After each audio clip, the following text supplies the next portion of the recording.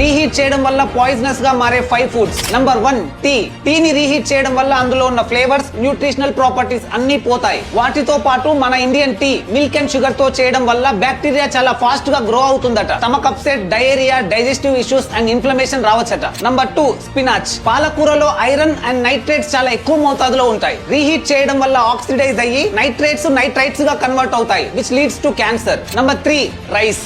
Rice ను reheat చేయడం వల్ల దానిలో ఉన్న బ్యాక్టీరియా డబుల్ అయి టాక్సిన్స్ ను ప్రొడ్యూస్ చేస్తుంది. దీని వల్ల డయేరియా అండ్ వామిటింగ్స్ రావచ్చట. Number 4 mushrooms. మష్రూమ్స్ లో ప్రోటీన్ అధికంగా ఉంటుంది. రీహీట్ చేయడం వల్ల ప్రోటీన్ స్ట్రక్చర్ మారిపోతుంది. Digestive problems and heart problems వస్తాయట. Number 5 oil. According to FSSAI, cooking oil ని రీహీట్ చేయడం వల్ల ట్రాన్స్ ఫ్యాటీ యాసిడ్స్ ఫామ్ అవుతాయి. ఇవి ఫుడ్ లో toxic molecules and free radicals ని జనరేట్ చేస్తాయి. లైక్ క్యాన్సర్ బారిన పడవచ్చట. ఈ వీడియోని మీ ఫ్రెండ్స్ అండ్ ఫ్యామిలీలో ప్రతి ఒక్కరితో షేర్ చేయండి, ఎందుకంటే వాళ్ళ ఆరోగ్యం కూడా బాగుండాలి కాబట్టి. అండ్ వీడియో నచ్చితే ఒక్క లైక్ చేయండి.